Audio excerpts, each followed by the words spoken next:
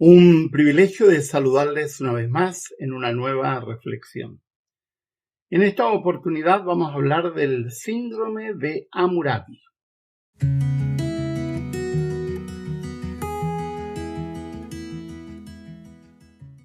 Hace algunos días atrás interrumpí por un tema y después no lo he retomado. Esto va con la cápsula de liderazgo que iniciamos, que vamos a seguir haciéndola. Estamos hablando sobre algunos vicios que se instalan con el liderazgo. Y hoy día vamos a hablar de el síndrome de Hammurabi. El síndrome de Hammurabi está relacionado con el primer código legal que se estableció alguna vez, conocido como el Código de Hammurabi. Aunque existían códigos anteriores, este código alcanzó mucha trascendencia e influyó en los códices o los códigos legales de los pueblos aledaños, entre ellos en Israel, tal como se refleja en el Antiguo Testamento, donde hay textos que son copia exacta de conceptos que aparecen en el Código de Hammurabi, o algunas cosas que son un reflejo de la cultura que introduce el Código de Hammurabi, que fue instaurado por el rey de Babilonia, Hammurabi, quien vivió entre 1795 y 1750 a.C., y que conquistó posteriormente la antigua reino de Mesopotamia.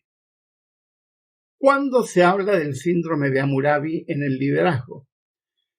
Cuando los líderes se dedican a establecer complejos conjuntos de normas internas que obstaculizan la comunicación en el seno de la empresa o la organización. Lo que hacen es burocratizar todo, generando un sinfín de trámites, comprobaciones, reportes estériles, permisos innecesarios, lo que hace que finalmente se produzca un sistema inflexible por una parte, pero poco dinámico por otro lado. Yo recuerdo muy bien cuando ingresé a trabajar a la organización en la cual trabajé 27 años, que la primera vez era un caos para mí, por lo menos, porque tenía que someterme a tantos votos y tantas normas que de pronto me perdía porque cada mes aparecían cosas nuevas. Ahora, esto genera la famosa lógica de las juntas o las comisiones, que en general lo único que hacen es retrasar con su normativa constante el funcionamiento de la organización. Para todo se crea una norma o un voto. Y en general eso convierte a las organizaciones en un elefante que nada en lodo, o utilizando una analogía muy argentina, que nadan en dulce de leche, es decir, que es una rémora intentando avanzar sin poder hacerlo. ¿Cuál es el contraste? ¿Cuál es lo contrario al síndrome de Hammurabi?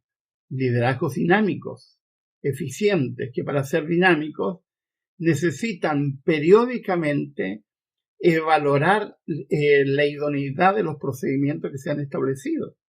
Porque el código de Hammurabi o el síndrome del código de Hammurabi lo que hace es generar cuellos de botella, donde es imposible avanzar porque hay que ponerse de acuerdo, hay que generar cambios. Para mí era muy difícil cuando trabajé en la institución que trabajé tantos años, porque de pronto había que esperar una comisión, una junta, y eso demoraba una eternidad, y luego ir a la junta, que era otra eternidad, para poder tomar una decisión, cuando en realidad era mucho más eficiente tener un gran marco referencial y moverse dentro de algunas normas generales, pero no todo puntilloso al detalle. En muchas ocasiones lo que se recomienda es no generar un diseño normativo estricto, sino permitir que haya un esquema general y permitir la espontaneidad en la realización de la actividad de la empresa o de la organización para que sea más eficiente. Porque quienes padecen del síndrome de Hammurabi generan organizaciones que en general frenan la creatividad y la iniciativa, porque nadie puede avanzar porque no hay un voto porque no hay una ley, porque no hay una norma, etc. Los líderes que sufren del síndrome de Hammurabi generalmente son un estorbo, obstaculizan el proceso en vez de facilitarlo. Porque si no hay un voto, si no hay una norma, si no hay una regla, si no hay una ley, no avanzan. Y eso inmoviliza todo, porque hay que estar esperando a veces una eternidad para que se promulguen determinadas normas que permitan avanzar, en vez de procurar normas más generales que no impidan el avance. Las organizaciones eficientes son dinámicas. Las organizaciones eficientes son organizaciones que no obstaculizan. Los buenos líderes son líderes que motivan, son líderes que van intentando hacer más eficiente lo que se está haciendo. Generan impulso a la creatividad y la iniciativa, no la frenan.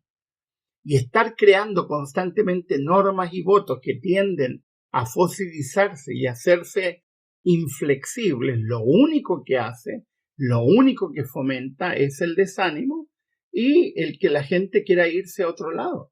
Cuando uno estudia grandes empresas a nivel mundial como Google, incluso Facebook, el mismo YouTube y otros, lo que han generado es una normativa, en primer lugar, no jerárquica, y en segundo lugar, trabajar en eficiencia en función de metas y proyectos y no tanto en función de normas y reglas que impiden el avance. Quiero sugerirles de un autor que ya les he sugerido, voy a estar sugiriendo libros mientras hable del liderazgo de John Maxwell porque es uno de los mejores. Voy a sugerirle el libro Cómo ganarse a la gente. Maxwell dice, tú no puedes trabajar en contra de la gente, no puedes trabajar adelante de la gente, tienes que trabajar con la gente y para eso tienes que ganártelos, tienes que trabajar junto con ellos. Esos líderes que narcisistas o egoístas o líderes desequilibrados que todo hacen que se centre en ellos son líderes que impiden el buen desarrollo de las organizaciones. En el primer sección, él habla sobre el factor disposición. ¿Estamos preparados para las relaciones? Y habla del principio lente, el principio espejo, el principio dolor, el principio martillo, el principio ascensor. Esto tiene Maxwell, que es muy didáctico en la presentación de sus materiales. En la segunda sección habla del factor conexión. ¿Estamos dispuestos a enfocarnos en los demás? Habla del principio perspectiva, el principio intercambio, el principio aprendizaje, el principio del carisma, el principio del número 10 y el principio de la confrontación. No hablando de conflictos, sino de confrontar ideas, de buscar los mejores métodos para avanzar. En la sección siguiente habla del factor confianza. ¿Podemos desarrollar la confianza mutua? Y habla del principio del cimiento, el principio de la situación, el principio de Bob, el principio de la accesibilidad y el principio de la trinchera. En la penúltima sección habla del factor inversión. ¿Estamos dispuestos a invertir en otros? Un gran problema de las organizaciones no dinámicas que no invierten en la gente. Habla del principio de la huerta, el principio del 101%, el principio de la paciencia, el principio de la celebración y el principio del camino alto. Y en la última sección habla del factor sinergia. ¿Podemos crear relaciones en las que todos salgamos ganando? De eso se trata la sinergia. Y habla del principio del boomerang, el principio de la amistad, el principio de la asociación y el principio de la satisfacción. Un muy buen libro. Cómo ganarse a la gente, porque tú no puedes trabajar contra la gente ni delante de la gente, tienes que trabajar con la gente si quieres ser un muy buen líder. Un gusto de saludarles, que tengan un muy buen día.